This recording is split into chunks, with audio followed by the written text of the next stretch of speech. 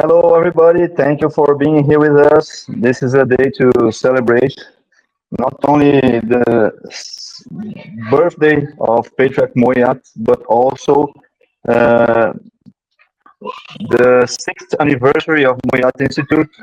So my Sifu is in Bolivia. He's been able to join us for a short period of time. So I'll pass the word to him, and then to Grandmaster William Moy. Grandmaster Leo, my Sifu, you have the word. Okay, thank you, Senior Master Paulo, President of Moy Yat Institute. Initially, I'd like to say hi to my Sihing, my Kung Fu brother, Grandmaster William Moy, the General Director of Moy Yat Institute.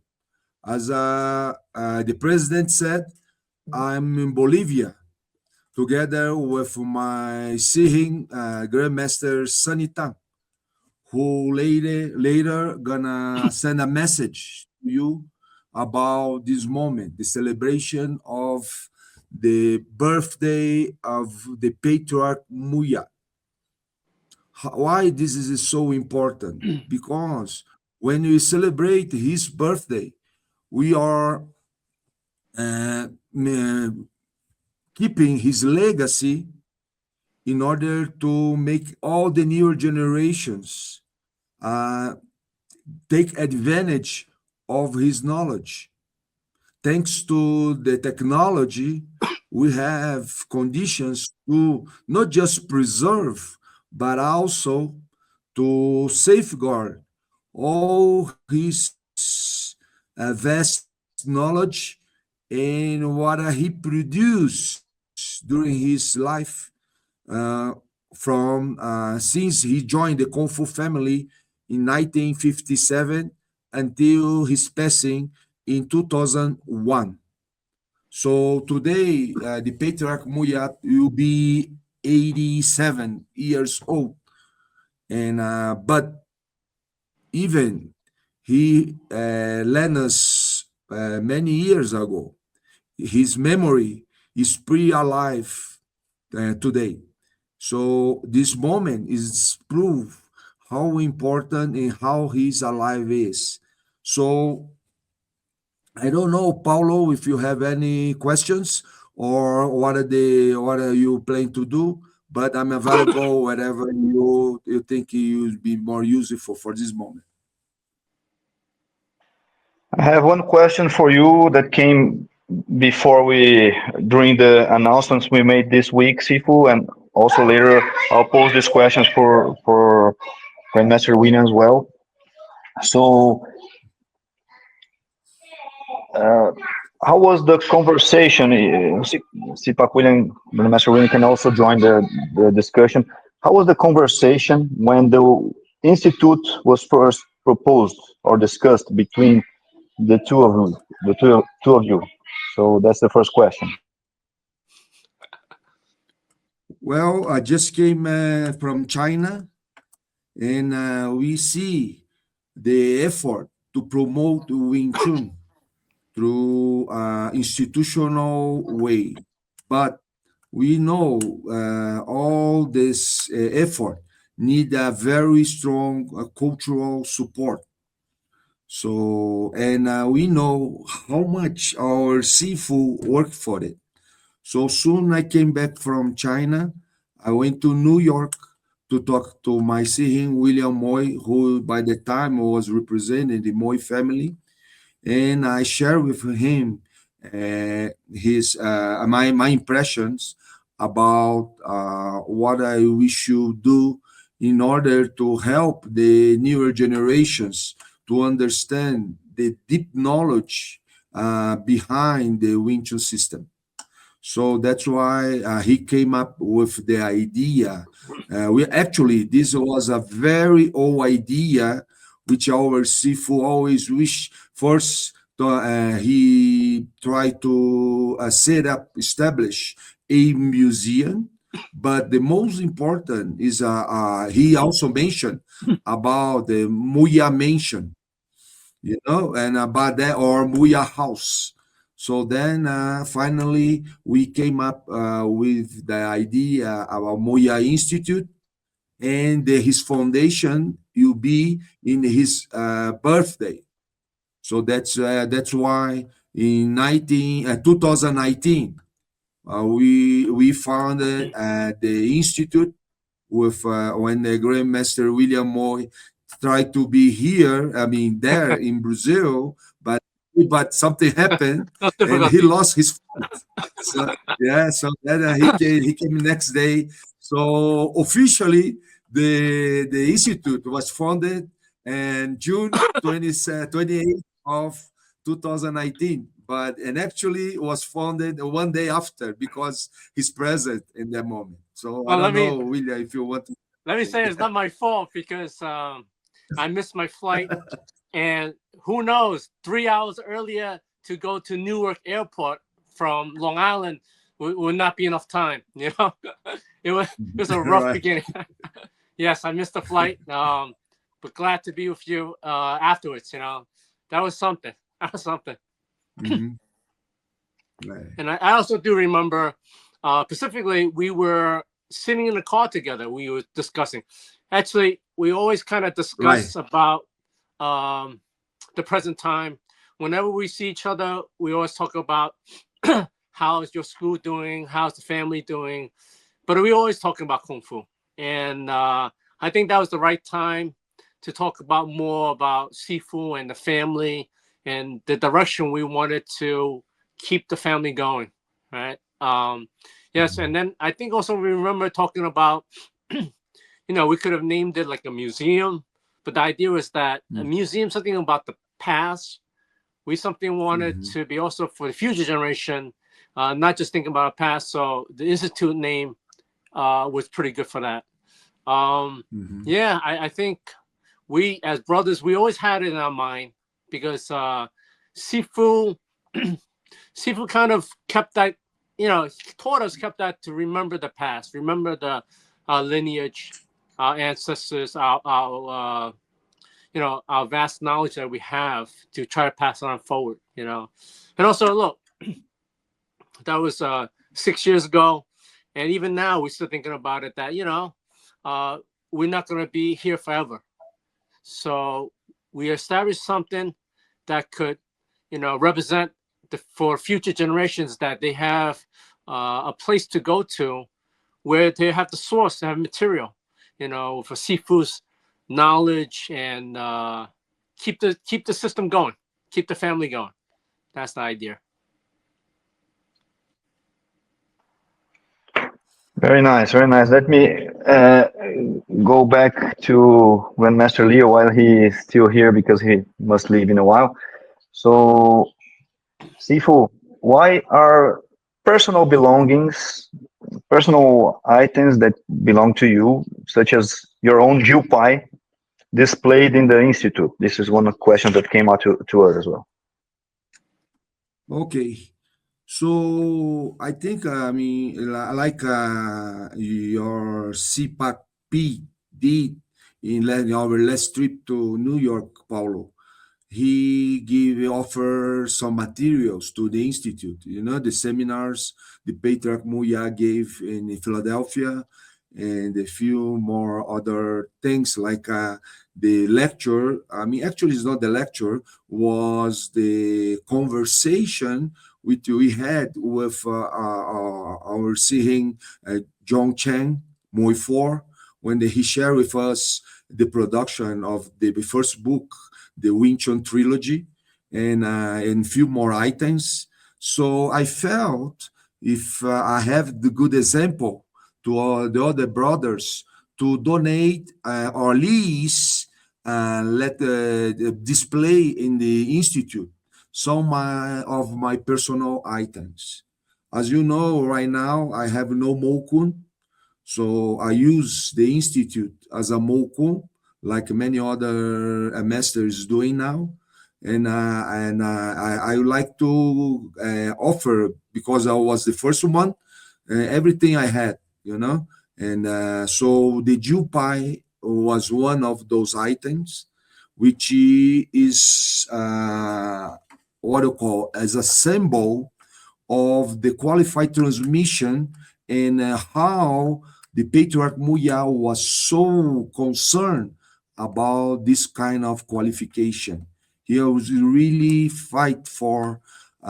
We had a high quality of transmission, and he cares about this and advised us all the time in order to offer to the future generations, like my Sihin said, the best of what we have. So that's why I believe, because that Jupai belonged to the first generation Jupai.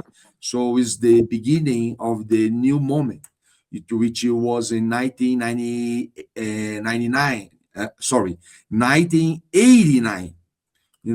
So that's why I think you, besides belong to me, he's a very strong symbol of the initiative of Patriarch Moy Yat to always concern about the qualified transmission. Thank you, Grandmaster Leo, for this answer. I'd like to also complete that we receive several donations from everywhere. Even this week, we receive a donation from Sihin, Paulo Eduardo de Freitas, who donated to the institute a pot that was painted by Grandmaster by Patriarch Moy Yat. So everybody can help, and we have several projects that can increase the memory of the Patriarch and keep it alive much more than painting on the wall. That's the one of the main ideas. So one more question to you, Grandmaster Leo, before we. I know you're in a hurry, but if the Wing Chun system is what fundamentally connects us to Patriarch Moy Yat, why are his artistic works, such as painting and calligraphy, also considered relevant to us practitioners? What are your considerations about that? Well, I mean, although the Patriarch Moy Yat had some of seafoods in other art, but he considered himself basically like a self-taught artist. Not because he ignored the seafoods, but because he want to be humble and say he doesn't want to offend no seafood. I mean, except his Wing Chun seafood, which was the Patriarch Ip Man. And when he did that, because he want to show to all of us all the logic and the skill he used for the painting, for his calligraphy, and so on, came from Wing Chun system. And this is a kind of amazing, because when he found it together with the artist Conchina, the Wokuchai, the studio of lovers, antique lovers, or in other words, and the people who love the ancient stuff, made Patriarch Moy Yat become a specialist to understand the classical logic, classical Chinese logic, which is present in all his arts, including, of course, the Wing Chun system. Because Wing Chun system, as we see in our genealogy course, which is start this Monday, is sponsored by the Moy Yat Institute, is important to know what is important for this understanding is how you can take more advantage of our practice, because the logic when the movements of Wing Chun were built is based on very old way of thinking. Sometimes in our present generation, for us is very difficult in times of AI to understand how the ancestors put so much energy to build up a system like Wing Chun. So the Patriarch Moy Yat, I believe, he understands so much things inside the system because he has this background by learning under not just under Patriarch Ipman, but under many different sifus, which he could learn. I mean, artists and professors, and he could learn a lot from them. No, and this is present in all his art, artwork. Doesn't matter if chop, stone cut, or calligraphy, or painting, all kind of painting, oil painting, traditional Chinese painting, or whatever. We can find the same logic. That's why when the institute invite me to conduct this course, about genealogy, I'm very happy because this small text with 210 characters is so deep, have so many information, which will help a lot all of the Wing Chun students to take more advantage of his practice and why the system was set up in that way. So that's why, Paulo, I think is very important, not just appreciate the Wing Chun system, but any other kind of art produced by the Patriarch Moy Yat. Thank you, Grandmaster Leo Sifu. And just complementing what I learned from my Sifu as well, is that Patriarch Moy Yat put the art in service of Wing Chun. And this genealogy study is a very good example of it. The whole Wing Chun Quinquit collection is a great example of that. So, advertising the course, if you haven't seen the first class, which is open for all, we'll have the second class the day after tomorrow. So stay tuned, and that's it. Grandmaster Leo, any final considerations before I know you're in a hurry, and then we go on with a short movie after your final considerations. No, just I'm glad to see so many people be part of this celebration. I can see here many interesting questions. So I believe the Grandmaster William Moy answered all of them. And I would just like to invite all of people to join the Moya Institute, because I think that's the best way to honor our Sifu legacy, the leader of the Moya lineage, the Patriarch Moy Yat. Thank you, my Sihing Master William Moy, to produce all this, lead guidance in all this project, and I hope to see you soon. And also, I would like to say a few words about the President, Paulo Camiz, which is making a huge work in order to make all this Moya legacy alive for all of us. Thank you all, and I see you soon. Bye-bye. Thank you, Leo. Thank you very much, Sifu. Vini, pode trocar o vídeo, por favor. Let's watch a small video.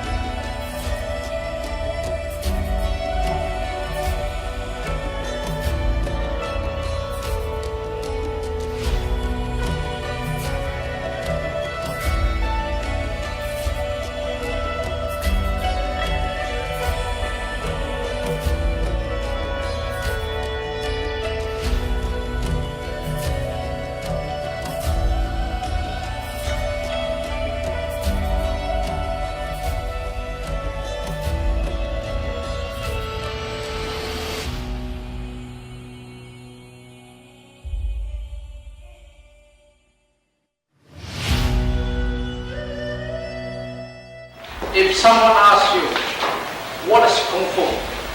Then the answer is, Kung Fu is life.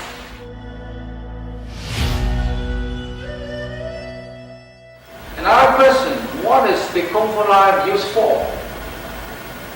Kung Fu life used for teaching, for developing the art, developing the system.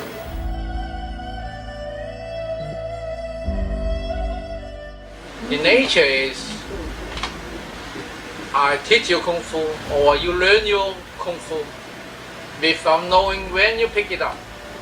Same way like you learn how to speak.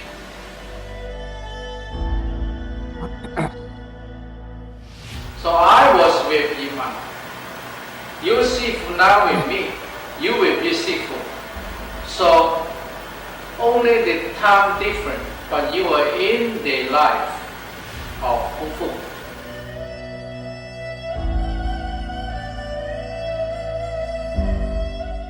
So when I come back home or go away somewhere by myself, then I think about. The guy asked a question like that. Then he said, do you think it would? Then I have to use my own brain to figure it out, use my own knowledge to figure it out.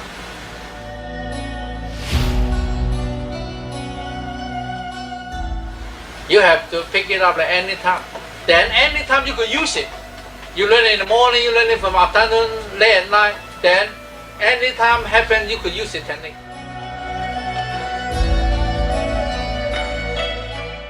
So you say, that's Kung Fu. Yeah, that's Kung Fu. If you say there's nothing to do with Kung Fu, and there's nothing to do with Kung Fu, that's the way how I learn my Kung Fu.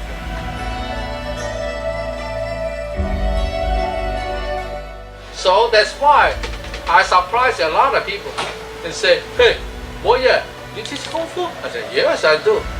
You're always in the tea house, you're always walking around, you know? Yeah, I don't have to teach. Then who teach? I teach. No one teach for me. I teach and they say, you don't have to teach. Yeah, I don't have to teach. And I teach. See? Make people confused. They don't understand. They don't know why. But that I just told them the truth. That's the true way.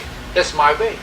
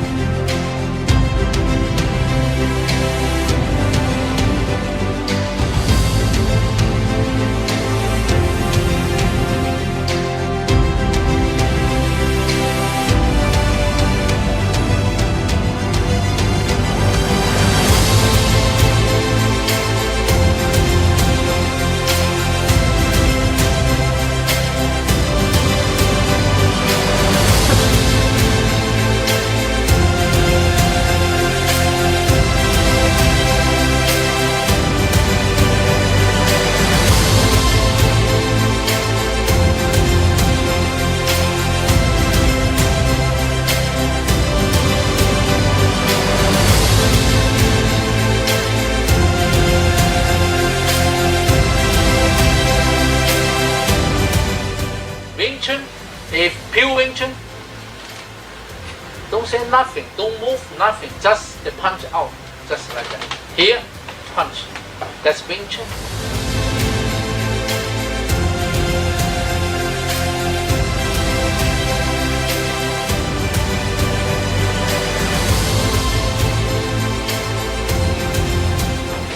Thank you. That's it.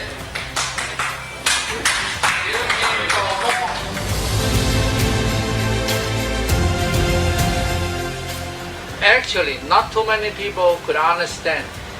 Okay, the nature of Wing Chun Kung Fu, you have to learn it like without any form, no method to learn it.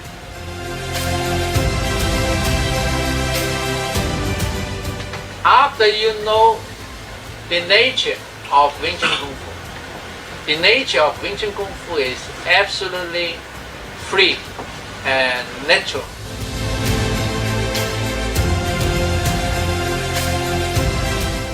And the style, the way I teach, I try my best to provide more Kung Fu life to my students, grad students. So if you're smart enough, if you understand more about, you respect the Kung Fu life, then you will come and stay, share the time with me, and you will get more Kung Fu life.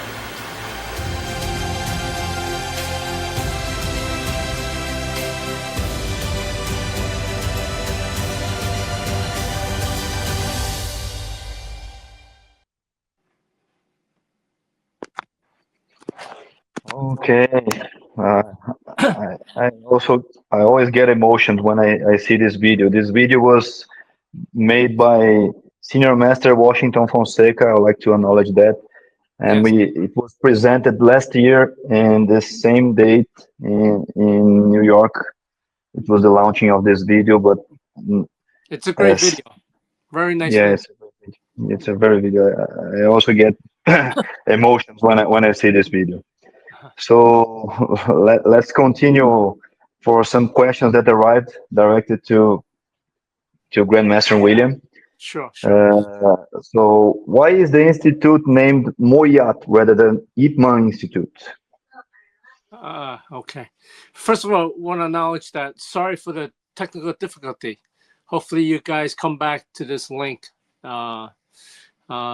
Yes. Why is it called Moy Yat? Because for us, we're the generation that learned from him, and directly from him, and we represent his kung fu. And so rather than using skipping a generation ahead to Yip Man, we're using our own sifu. That's the main idea. Okay, thank you, Sipak. One more question here. How was the Moy Yat lineage perception of the institute abroad at the time of its foundation, 6 years ago? It was great. When you're talking about abroad here in U.S. with my Kung Fu brothers, everybody liked the idea, full support. Like what we mentioned earlier, people have submitted and contribute more material to the Institute, which we're very happy about. I think the idea is that we're all together in preserving my father's legacy.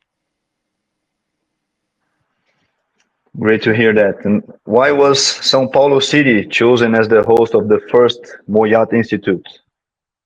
Well, that's like the idea is to start out with like a prototype, right? To work it out, see how it would go, and generously enough that Grandmaster Leo suggested that to have it in his place, which was great. It was a great kind of contribution donation to use the place in Sao Paulo. So we're very happy about that. Before we go further, as I was watching the video, I also want to acknowledge, this is the Patriarch Moy Yat's birthday celebration. But, if my father was here, he will also thank, the matriarch, the leader of the family now is Madam Helen Moy. He would always acknowledge her support and of the Kung Fu and also of him. So I just want to acknowledge that, that's important to give the thanks also to matriarch Helen Moy. Perfect, Sipak. One more question here. Yeah. What is the significance of valuing the figure of Patriarch Moy Yat within the context of Wing Chun practice? Could you say that earlier again to repeat I didn't hear all of that. I'm sorry. What is the significance of valuing the figure of the Patriarch within the context of Wing Chun practice? You say honoring him as a figure. Yes. Okay. Well, to us, he is the bridge to the past. And you know, when he taught us how kung fu and teach us the system, you know, it was not he's not concentrating on him, you know, kind of like no ego. Whenever he taught the kung fu, he always references back as from the Grandmasters, you know, and he dedicated his life to that as the bridge to the past, you know. He didn't make up his own, you know, come up with his own idea, his own techniques. He was very clear on teaching the ideas from the Grandmasters from the past to the next generation. So, and also he dedicated a lot of time to that. So that was very thoughtful on his end to do that. A lot of time, a lot of energy to get the kung fu from the past and able to give it us to us unselfishly. So we want to honor him because of that. Perfect, Sipak. When the idea of the institute was first proposed, the discussions between you and Grandmaster Leo, what was that like? What was, you had it all clear? Do you have it already clear? What is the institute's propositions, and what do you think we gotta come through for the next years, decades, and generations? Sure. As you know, we're still building and trying to make it stronger and stronger. You know, actually, one of the main things that was difficult is that, you know, right after, you know, we started, the COVID hit, you know, COVID-19. And that kind of changed everything, how we thought about things, especially a lot of the seafoods and how, you know, how teachers taught Kung Fu, you know. When we first thought about the idea is that, you know, we you know, me and Grandmaster Leo, we always had a close relationship, and we always kind of thought the same way. We always had our values aligned pretty close, you know. So the main thing was, you know, to preserve the Kung Fu for next generation, you know. So coming together was relatively easy, but we had a lot of conversations about, you know, what different directions, how we could go about it. But we were pretty much together in the same direction, you know. But also, yeah, the challenge is how do we move forward with this platform, with this institute, you know. And we're gonna always be changing, you know, adapting. You know, like I mentioned, COVID-19 was difficult. But now we do a lot more stuff online with videos. And I think that will be probably something very important to us in the future, doing stuff online through videos.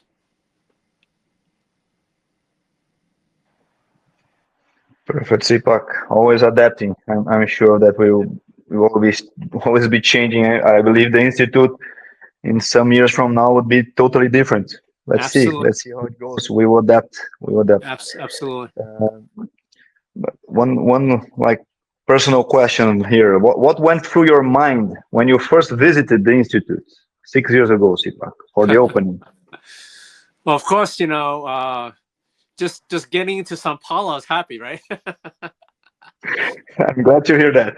Because, you know, like we mentioned earlier, I missed the flight. You know, that was rough. Getting there was nice. Every time I visit Brazil, your Sifu and your family always welcome me so well. It was just happy, you know, happy to see a place dedicated to my father's legacy, you know. So I was just very happy, excited. I remember, you know, it was just a lot of people.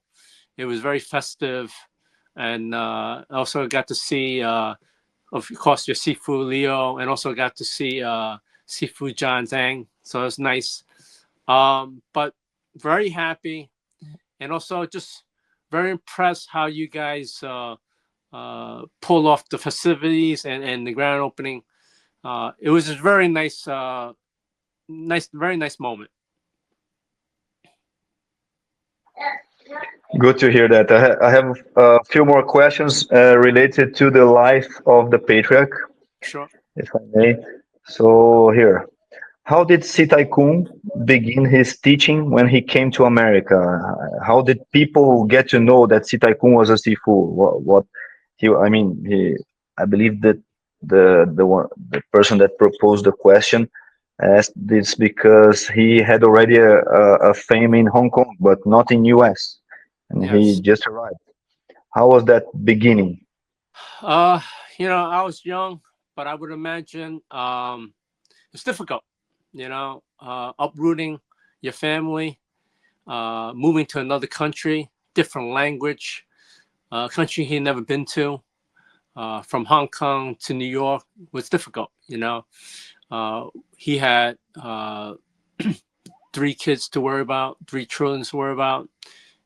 My mother, his wife, and also his mother came along. So a lot of people to depend on. He had to, depend on him. So I would imagine there was a lot of pressure. So the story goes that my uncle was the main person that sponsored our family to come over. So actually, Moy Dean, he actually did a lot for our family. He set up our apartment. He got us an apartment, bought us some furniture, some mattress, some bed. He helped really set up us a lot. Really helped us a lot, and so great help to us. And but starting kung fu, and also go back to my uncle.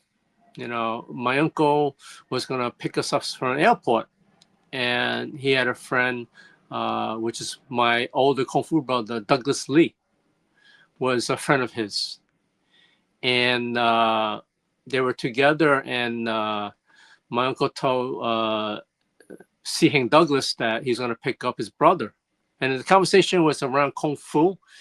And Douglas said he was doing kung fu and he liked kung fu. And then my uncle say, hey, my brother's coming here. He's a kung fu teacher, he's a kung fu master. So Douglas was very, very happy.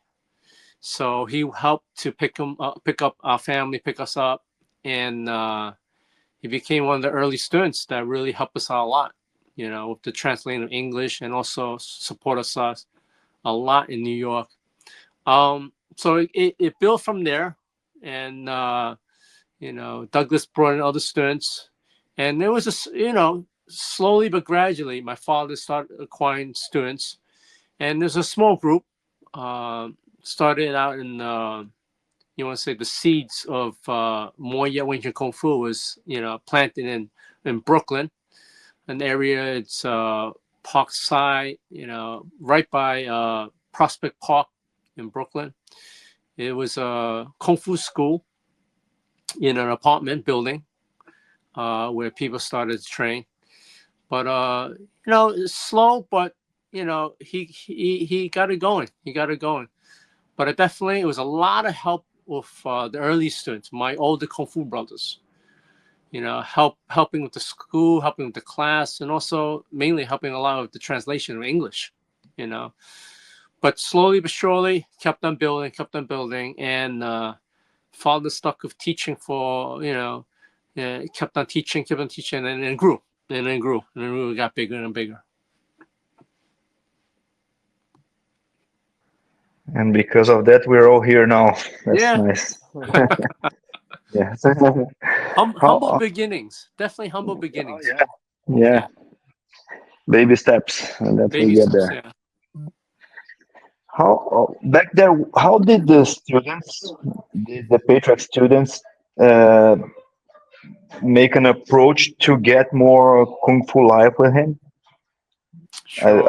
I'm not sure there was a proper recipe for that, but what would be the approach they used to go with?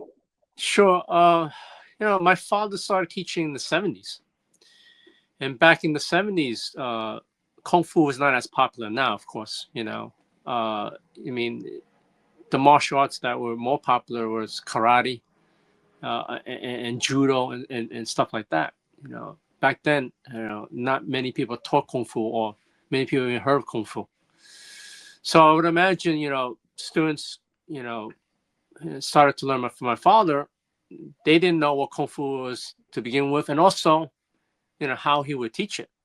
You know, so his approach was to do kung fu life, just to spend time with him. You know, but what I remember is that from stories that, you know, my father's early class, you know, he would teach kung fu, and after class was over, they would all spend time together after class. You know, doing like a late meal. You know, after training, go out, have break bread together, have meal together, and spend a lot of time. And they were like, you know, talking kung fu, and talking about what you have learned, and just talking about kung fu all night. You know, and it's like 2 o'clock, 3 o'clock in the morning, and then people have to go to work, go to school, and start all over again. And but he was available at the school, you know, all the time, and people would come in, and he would just share time with them. So it's, I think the approach was that it was not like a set time, you know, from this time to this time, class is over, see you guys, you know. Whoever had time, had the availabilities, and stuck around, they would spend time together. Usually go out to have meals together. And even also people that had time during the day, if, you know, if they're students or if they work at night, they would visit the school. My father would be there, and they all learn and spend time do kung fu then. So it was nothing forced. It was just kind of just, you know, you capture him, like you catch him at the school, you spend time with him, and you learn. You learn. You know, that's basically the process he used. And even like from many years on, same process. You go to Chinatown, Manhattan, and you find him in school, and you learn from him. It could be in the afternoon, you know, it could be early in the morning, and of course at night you have class. But even after night, you get to catch up with him, and then you learn. That's how he taught. Perfect. We can set up a whole life for talking about Kung Fu life. I believe it's not a creation of him. I have several discussions of that with my Sifu, and it even older than Wing Chun system, the Kung Fu life process. But it's a whole conversation. It was, And and also it was not forced. You know, you had time, you spend it with them. You didn't have time, you know, you go tend to your business. There was nothing forced. You know, it's just very natural.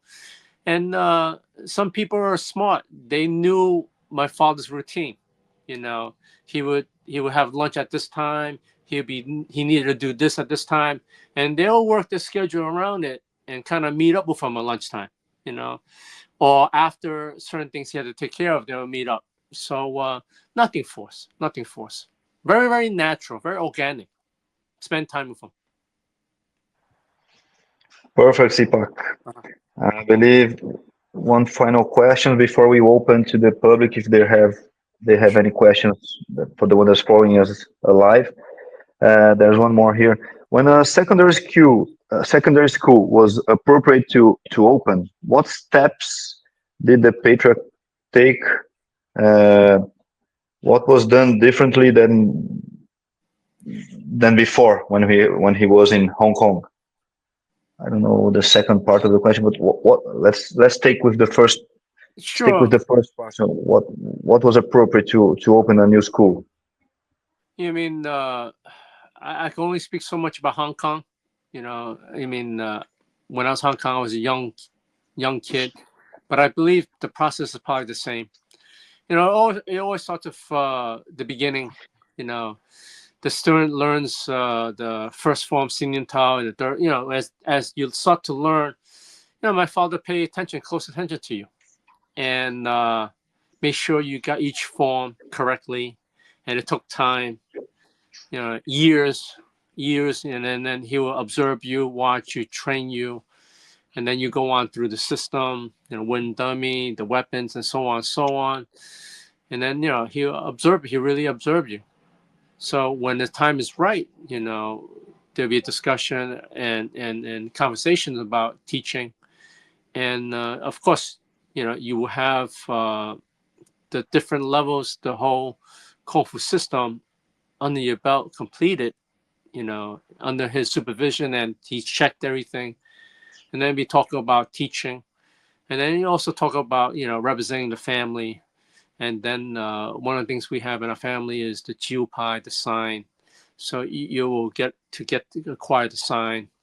And then from there, you will have a ceremony to open up your school. But it's a process from day one if you're going to start to teach, and he'll observe you, and he will know, he will watch and see you progress and help you if that's your goal, that you want to become a sifu, especially a lot of my Kung Fu brothers that came from abroad. Their intentions are very clear in the beginning that they wanted to teach. So he would give those students the emphasis on that, really check for that goal, But it will be a process, and he will check and make sure you qualify, and then you will start to open up your school and represent my father's Kung Fu under him. Perfect, Sipak. Perfect, Grandmaster William. Perfect. I'm trying to use different vocatives here. It's different to call you different. But well, before we finish, we're coming to an end. I saw Sifu praising me and thanking me, but I would be nothing without your support, Sipak, Grandmaster William Moy. Thank you very much. You're welcome. And I also would like to acknowledge our staff, Sure. the former president, Albert Holzhacker, our nowadays staff, our vice president, Felipe Soares, our secretary, senior master Rodrigo Giarola, our treasurer, senior master Herbert Moraes, people responsible for gathering all the materials and analyzing that and making it happen. Master Paulo and Master Gabriel Mendes, who are responsible for the memory room we have there, is like a small museum you visit. People that are in the backstage, like now, Vinicius Valverde, with practitioner, thank you very much. And I would like to invite everybody to help us as you can, by joining the platform, by sending us material, by sending us questions, by inviting us to participate, by saying how interested you are in anything, and the institute will make it happen. We work a lot. We have a lot to do. We have a lot to do, and if anyone can help, you make part of it. Okay, so I'll pass to you. Just before passing to you the final words, I would like to announce you. There's a small video of my CPAC Grandmaster Sunny Tang that would like to come with up. I'll ask Vinicius to put it up. Pode pôr, Vinícius, o vídeo do Sunny, por favor. I'm now in hi everyone. I'm now in Bolivia for the workshop with Leo. I hope every one of you have a good day and make a good memory for our Sifu. Pray for me. Thank you.